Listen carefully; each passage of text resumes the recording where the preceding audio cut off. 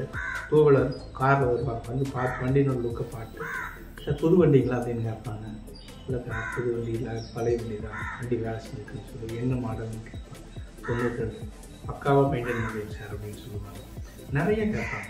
Teachers கேட்டுக்கிறாங்க, college student கேட்டுக்கிறாங்க. அப்புறம் ஏதோ ஒரு மில்லுக்குள்ளெல்லாம் போன வச்சுங்க, பெரிய பெரிய மில்லுக்கு போனால் என்ன சார் வண்டி புதுசாக வச்சுருக்கீங்க கேட்பாங்க. அது டெய்லி நான் கேட்பேன். வண்டி பார்த்தாலே அது ஒரு லுக் விட்டு தான் போவாங்க யாரு போனாலும். அதான் அந்த மாதிரி வச்சுருக்கேன். Super. Hello everyone. Welcome to a brand new episode of Son of a Gun. I hope you all are doing fine.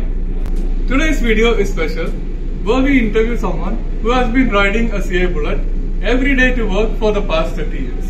Mr. Shekhar here is so obsessed with his Bullet that he did not even take a single glance at my Bullet. Almost everyone I come across invariably asks a question or two regarding my Bullet, but not Mr. Shekhar. A 30-year user review is something unique and will give valuable insight to all those who are confused about their existing CI Bullets or planning to get one. Now that I have blabbered enough, let's quickly get on to the video.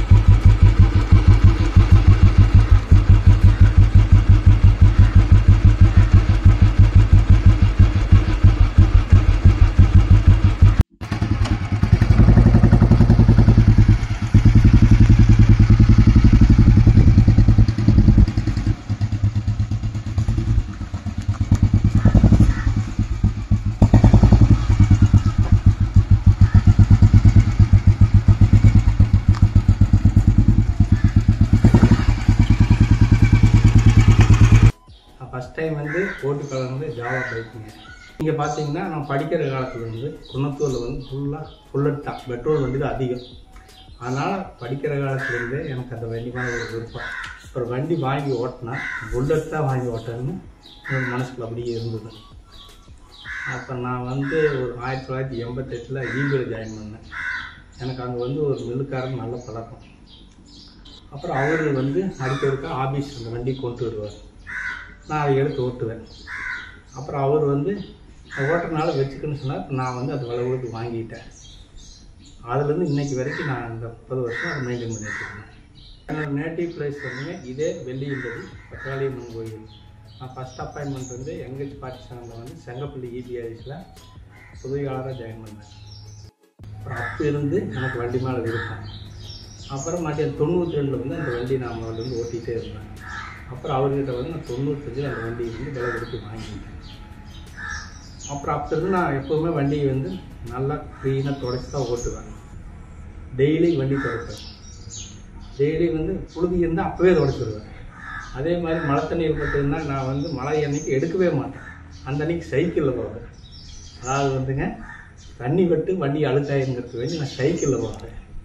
அதாவது just இங்கேருந்து அது ஒரு 6-7 kilometre மாடி பார்த்தா மறுபடியும் promotion வர மறுபடியும் வந்து அதே புல்லட் தான். நான் வந்து பார்த்தீங்கன்னா ஒரு 27 வருஷமாக ஓட்டுறேன். பார்த்தீங்கன்னா அப்போ வந்து பெட்ரோல் வந்து 18 ரூபாய்க்கு விற்கிது. அன்னைக்கு நீங்க எந்த ரேட்டுக்கு வண்டி பர்ச்சேஸ் பண்ண அது கூட கொஞ்சம் சொல்லி விடுறீங்க, மார்க்கெட் ரேட் அதே பத்தி. அன்னைக்கு வந்து நியூ வண்டி வந்து 41,000. மாடி வந்து அவர்கிட்ட வந்து நான் 10,000 சொல்லி 31,000 ரூபாய்க்கு அந்த வண்டி வாங்கினேன்.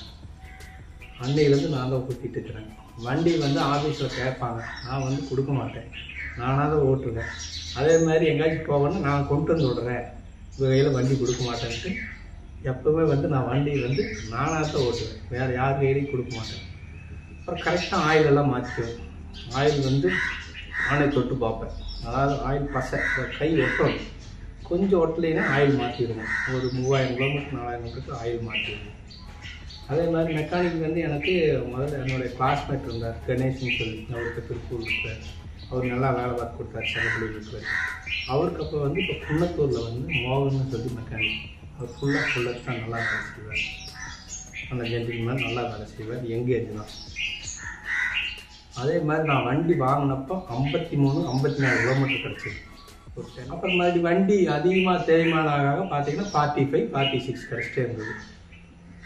அப்புறம் மாதிரி 27 வருஷம் கழிச்சு அந்த வண்டி வந்து ஃபுல்லாக கழட்டி பெயிண்டிங்கு, என்ஜின் வேலை எல்லாம் பார்த்தோம். அப்போ 25 இயர்ஸ் 27 இயர்ஸ் வந்து நீங்கள் என்ஜின் வேலைன்னு பார்க்கவே இல்லை, இந்த வேலையை செய்யணும். 27 இயர்ஸ் பார்த்தீங்கன்னா ஃபுல்லாக நானாக தான் ஓட்டிகிட்டு இருந்தேன். ஆனால் நானாக தான் வேலை செஞ்சேன். ஏன்னா இனிமேல் வந்து பார்த்தீங்கன்னா கொஞ்சம் கலரெல்லாம் பேடான மாதிரி தெரிஞ்சுது. அப்புறம் உங்களுக்கு நாய்ஸ் கொஞ்சம் அதிகமாக வந்தது. அதனால் வந்து வண்டி வந்து கழட்டி ஃபுல்லாக வேலை செஞ்சது. இப்போ வேலை செஞ்சு பார்த்தீங்கன்னா 3 வருஷம் ஆச்சு. 2019 வேலை செஞ்சேன். இப்போ 2022 ஆச்சு.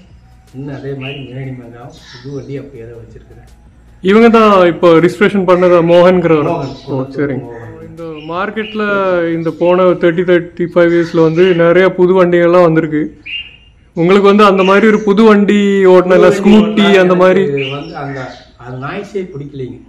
அந்த புது வண்டி வந்து அது சலசலசலமாக சவுண்டு வரும். ஆனால் இது வந்து குட்டுன்னு நல்லா ஓடும். எங்கே போனால் 3-4 கிலோமீட்டருக்கு சவுண்டு கேட்கும். புல்லட்டில் போனால் எப்போவுமே நான் ஆஃபீஸ் போனால் 8 மணிக்கு போயிடுவேன். என்னோட சவுண்டு கேட்டேன்னு அப்போவே நினைப்பாங்க, புல்லட்டில் சேகர் வர டைம் 8 மணி ஆகிப்போச்சுன்னு சொல்லுவாங்க. இது லோக்கலில் இருக்கிற பர்சன். என்ன அதே மாதிரி மலை ஏற்ற பிரேக் டவுனுக்கெல்லாம் எடுத்து போனால் 3-4 கிலோமீட்டர் கேட்கு சத்தம். அந்த மலை ஏற்ற சவுண்டு வந்து நல்லா கேட்கும் நைட்டில். ஆனால் இப்போ வந்து இந்த புதுசாக ஸ்கூட்டி எல்லாம் வந்து மார்க்கெட்டுக்கு வந்திருக்கு. கிக் ஸ்டார்ட்லாம் பண்ண தேவையில்லை, ரொம்ப ஈஸி. ஆனால் நீங்கள் ஏன் அந்த மாதிரி ஒரு டிசிஷன் எடுக்காமல் இன்னும் இதே ஃபாலோ பண்ணிட்டு இருக்கு? வந்து இதுலேயே செல்ஃப் வைக்க சொன்னாங்க. எனக்கு வேண்டாம், கால் நல்லா இருக்குது, எனக்கு வந்து ஸ்டார்ட் பண்ணால் தான் பிடிக்கும். மெக்கானிக் வைக்க தான் சொன்னார், வேண்டாம் நல்லா இருக்குது, எனக்கு கிக் பண்ணி ஸ்டார்ட் பண்ணால் தான் பிடிக்கும், நான் வந்து செல்ஃப் ஹோல்டிங். ஆனால் உங்களுக்கு அந்த மாதிரி ஒரு வண்டி கொஞ்சம் ஈஸியாக ஓட்டுறதுக்கும் மெயின்டைன் பண்ணுறதுக்கும் கொஞ்சம் ஈஸியான புது டைப் ஒரு வண்டி வாங்கணும்னு உங்களுக்கு ஒரு எண்ணமே இல்லை. இன்னைக்கு வரைக்கும் புது வண்டி வாங்கணும். என் பையனே பார்த்தீங்கன்னா அவன் பழைய வண்டி தான் இன்னுமே லைக் பண்ணுறான். அவன் இதை விட லோ மாடல் கேட்குறான், இருந்தால் வாங்கி கொடுப்பாங்க. நான் கூட பக்கத்து வீட்டில் அவருக்கு பாருங்க வண்டி நம்பர் 1400 வண்டி வாங்கி கொடுத்துருக்குறேன். சரிங்க. அது வந்து 90 மாடல். ஓ சரிங்க. அண்ணார் வீட்டுக்கு ஏன்னா அவங்க விருப்பப்பட்டாங்க அந்த வண்டி. நான் அதை ஓட்டுவேன், பையன் ஓட்டுவான். பக்கத்து வீட்டில் இருந்து அந்த வண்டி ஏன்னா வந்து பெயிண்ட் பண்ணல. ஒரு ட்ரிக்கி கொஸ்டின் உங்கள்கிட்ட கேட்குறேன். இப்போ ஒரு ஆள் வந்து உங்களுக்கு ஒரு ரொம்ப ஹை அமௌண்ட் ஆஃபர் கொடுத்து இந்த வண்டி கொடுத்துருவான்னு கேட்டானா நீங்கள் என்ன சொல்லுங்க? நான் வந்து இதே மாதிரி இன்னொரு வண்டி இருந்தால் கொடுங்க, நானே வச்சுக்கிறேன்னு சொல்லுவேன். இந்த வண்டி கொடுக்க மாட்டேன். நிறைய பேர் கேட்டுருக்காங்க, நீங்க கேட்குற மாதிரி நிறைய பேர் ஃபோனில் கூட கேட்டுருக்காங்க, வண்டி கொடுக்குறேன் அப்படின்னா எனக்கே கொடுங்க அப்படிம்பாங்க. இல்லைங்க நான் வெச் ஆர்டருக்கு வச்சிருக்கிறேன். ஏன் அவங்க வீட்டில் கூட அவங்ககிட்ட என்ன சொல்லுவேன்னா என்னுடைய ஃபர்ஸ்ட் ஒய்ஃப் அப்படின்னு தான் சொல்லுவேன். வண்டி என்ன சொல்லுவேன், எங்கள் வீட்டில் வந்து தொடச்சா சொல்லுவாங்க, என்னை தொடச்சிருந்தா கூட கலர் ஆயிடுச்சு அப்படிம்பாங்க. இதை வந்து ஃபர்ஸ்ட் டைம் தான் சொல்லுவேன். ஏன்னா அந்த வண்டி மேலே எனக்கு அவ்வளோ உயிர்.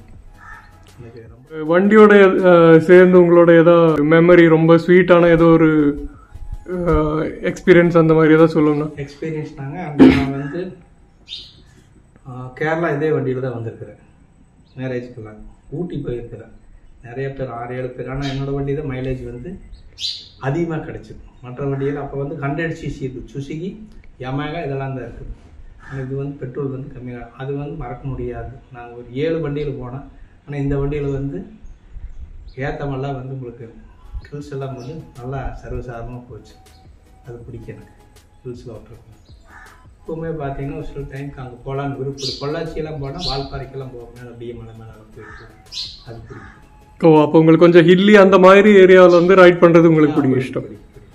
ஆனால் இப்போ முடியறதில்ல, இப்போ ஏஜ் ஆகிடுச்சு. அப்போல்லாம் மேரேஜ் முன்னதான் எல்லா பக்கம் 2 வீலர் ஏற சுற்றி வீக்லி ஒன்ஸ் பொள்ளாச்சி போயிடுவேன். பார்த்தீங்கன்னா அங்கே ரிலேட்டிவ் அதிகம், அங்கே போயிடுவேன். உங்கள் ஃப்ரெண்ட் சர்க்கிளில் வந்து இந்த மாதிரி பழைய வண்டியெல்லாம் நிறைய பேர் வச்சுருக்கீங்களா? இல்லைன்னா இப்போ ரொம்ப கம்மி இல்லை, ஒரு 10 years முன்னாடி ரொம்ப ரேர். அதாவது வந்து வேலை செய்ய தெரியாமல் வீட்டையே நிறுத்தி வச்சிட்டாங்க. இப்போ கூட நான் 2-3 பேருக்கு ரெஃபர் பண்ணிங்க, நான் ஒர்க் பண்ணுறதில்ல. ஏன்னா அவங்க அப்பா ஓடிட்டு இருந்தது. அது வந்து எங்கே வேலை செய்ய தெரியணும் அப்படின்னு வந்து வெகு நாளாக கிடப்படியே நிறுத்தி வச்சிட்டாங்க. அதை வந்து நான் இந்த மெக்கானிக் ரெஃபர் பண்ணி இதை சேல் செஞ்சு கொடுன்னு சொல்லி இப்போ 2 வண்டி விட்டுருக்குது, ஓல்டு மாடல் வண்டி. அது 86, 87 நினைக்கிறேன். நல்லா வேலை செஞ்சு கொடுப்பாரு அப்படின்னு என்னோடய ஃப்ரெண்டு 1-2 வச்சுருக்குறாங்க. ஏன்னா இப்போல்லாம் வந்து அவங்க பேரண்ட்ஸ் வந்து பழைய வண்டி விரும்புவாங்க, பசங்க பார்த்தீங்கன்னா லேட்டஸ்ட் வண்டி கேட்குறாங்க. அதனால் பார்த்தீங்கன்னா இந்த பழைய ஆளுங்க தான் மேக்ஸிமம் ஓட்டிகிட்டு இருக்கிறாங்க. ஆனால் இப்போ காலேஜ் பசங்க நிறைய இந்த மாதிரி வண்டி விரும்புகிறாங்க. நீங்கள் அந்த ஓட்ட ஆரம்பிச்சிட அந்த ஒரு டைமில் 90s வந்து டிராஃபிக் ரோடு அப்போல்லாம் வந்து இவ்வளவு டிராஃபிக் கிடையாது. இந்த NH47 சிங்கிள் ரோடு தான், ஆப்போசிட் வண்டி வரும். இவ்வளோ வண்டி கிடையாது. நம்ம ரோட்டில் போகிறக்கு ரைடு போகிறக்கு நல்லாயிருக்கு, எந்த ப்ராப்ளமும் வராது. 500 கிலோமீட்டர் வேணால் நீங்கள் நிற்காமல் போகலாம், எந்த ப்ராப்ளமும் வராது. ஹீட் ஆகி வண்டி போயிட்டே இருக்குது, எந்த இடத்துலையும் நிற்காது. இது நாள் வரைக்கும் இந்த வண்டி இடையில வந்து பிரேக் டவுன் ஆனதே கிடையாது, ஒரு பஞ்சர் கூட ஆனது கிடையாது. அப்படியாச்சுன்னா வீட்டில் வந்துட்டுனாக்கா ஏர் குறைஞ்சிருக்கு. இடையில வந்து இன்னைக்கு வரைக்கும் என் லைஃப்பில் வந்து ஒரு டைம் கூட அந்த மாதிரி ஆனது கிடையாது. நீங்கள் இந்த புது நியூ ஜென்ரேஷனுக்கு வந்து இந்த வண்டி அவங்க ஏன் இந்த வண்டி விரும்பணும் அதை பற்றி ஒரு அட்வைஸ் கொடுங்க. இப்போ கொஞ்சம் புதுசாக காலேஜ் பசங்க யங்ஸ்டர்ஸ் காலேஜ் பசங்கள்லாம் பார்த்தீங்கன்னா அவங்க வந்து புது வண்டி எடுக்கிறாங்க, இந்த சவுண்டு வர்றதில்லை, குட்டு சவுண்டு வர்றது. அதனால அதுக்கு வந்து அவங்க ஆல்ட்ரு பண்ணி பார்க்குறாங்க. ஆனால் அந்த சவுண்டு வர்றதில்லை. வேலை பார்க்குற கால் இல்லாமல் எல்லாம் இங்கே தான் வந்துருக்குங்க. எல்லாம் எலக்ட்ரானிக்னால வந்து வேலை பார்க்குற கால் இல்லை, நிறைய வண்டி இங்கே தான் வேலை பார்ப்பாங்க. அதனால வந்து இப்போ நியூ ஜென்ரேஷன் பார்த்தீங்கன்னா பழைய வண்டி நிறைய லைக் பண்ணுறாங்க. 1-2 எடுக்கிறாங்க. பார்த்தீங்கன்னா உங்களுக்கு 2 லட்சத்து ரூபாய்க்கு மேலே வருது. ஆனால் இதனுடைய இது வர்றதில்லை, இந்த வண்டியினுடைய எஃபெக்ட் வர்றதில்லைங்க. இப்போ லுக் இதே மாதிரி தான், இது ஸ்டாண்டர்டு, இதுதான் நல்லாயிருக்கு. புல்லட் அப்படின்னு இதுதான், அதாவது குதிரைன்னு சொல்லுவாங்க அந்த காலத்தில். நிறைய பேர் வந்து புதுசாக வண்டியை பற்றி தெரியாமல் புதுசாக வந்து ஒரு பழைய புல்லட் வாங்கிக்கிற அந்த மாதிரி ஒரு யோசனையில் இருக்கும்போது நிறைய பேர் வந்து நெகட்டிவாக மெயின்டெனன்ஸ் வந்து ரொம்ப கஷ்டம், வண்டி வந்து இது ஃப்ரீ மெயின்டெனன்ஸுங்கிறது வந்து நீங்கள் வண்டி நல்லா வேலை செஞ்சு வச்சுட்டீங்க அப்படின்னா இது நல்லா வேலை செஞ்சிட்டிங்க, எங்கேயும் இடையில ட்ரபிள் பண்ணாது. நீங்கள் வந்து ஆயில் கரெக்டாக மாற்றினீங்கன்னா போதும். செயின் ஸ்ப்ராக்கெட் இதுதான் தேய்மானம் ஆகுது. அதாவது ஒரு டயரு, செயின் ஸ்ப்ராக்கெட்டு, அப்புறம் ஆயில் மாற்றிங்கன்னா சரி, மற்றபடி எந்த வேலையும் வைக்காது உங்களுக்கு. இப்போ மேக்ஸிமம் பார்த்தீங்கன்னா நான்லாம் 40-50 தான் போவேன், 40-50 தான் போவேன். நம்ம விரட்ட மாட்டேன். நம்ம விரட்டும் போது என்னன்னா அந்த ஆயிலோட தன்மை கெட்டு வெட்டை ஆயிடும், பசை இருக்காது. அப்போ என்னன்னா உங்களுக்கு அந்த பிஸ்டன் அடிக்குது இல்லைங்க, அது வந்து சரியாக இதாகாது, அது ஒரு சவுண்டு வருங்க, நாய்ஸ் வேறு மாதிரி வரும். ஆயில் பசி இருந்தால் தான் உங்களுக்கு நல்லா போய் வருது. பிஸ்டன் வந்து விரட்டும் போது கண்டிப்பாக அந்த ஆயில் வெட்டை ஆயிடுது, ஹீட் ஆகிடுது. ஹீட் ஆகும் போது உங்களுக்கு விரிக்க ஆரம்பிச்சிடும். அதுதான் உங்களுக்கு ப்ளஸ் பாயிண்ட். நம்ம வந்து 40-50 வரைக்கும் ஓட்டுற வரைக்கும் பிரச்சனையே வராது. ஸ்பீடு யூஸ்க்கு வந்து இந்த வண்டி கன்வீனியண்ட்டாக இருக்குமோ? கண்டிப்பாக டெய்லி யூஸ் கன்வீனியண்ட்டாக இருக்கும். நான் பார்த்தீங்கன்னா இப்போ வந்து நிறையா ட்ரான்ஸ்ஃபர் ஆகிட்டேன். இங்கேருந்து வெள்ளோடுன்னு ஒரு 40 கிலோமீட்டர் ட்ரான்ஸ்ஃபர் ஆகும், காங்கேயம் ட்ரான்ஸ்ஃபர் எல்லாம் இதே வண்டியில் தான் போயிட்டு இருந்தேன், வேறு பஸ் எல்லாம் ஏறல. நான் பார்த்தீங்கன்னா டெய்லி 40 கிலோமீட்டர் போயிட்டு மறுபடி ஏரியாலாம் பார்த்துட்டு இபியில் ஒர்க் பண்ணுறதுனால வெளியே ஃபீல்டுக்கும் போக வேண்டியது இருக்கும். டெய்லி 100 கிலோமீட்டரில் ஓட்டிடுவேன். அது எனக்கு கன்வீனியன்ட். இதே திருப்பூர் சிட்டிக்குள்ளவாக பக்கத்து வார வண்டிக்காரன் விளைக்குவான், பட்டுருமணும். நம்ம வண்டி பட்டுனா ஒன்றும் ஆகாது, அவன் வண்டிக்கு தான் டேமேஜ் ஆகுது. அதனால் வந்து எனக்கு ப்ராப்ளமே இல்லை. திருப்பூர் சிட்டிக்குள்ள ஓட்டும்போது ப்ராப்ளமே இல்லை. நான் வாட்டு போயிட்டே இருப்பேன் சர்வீஸ்.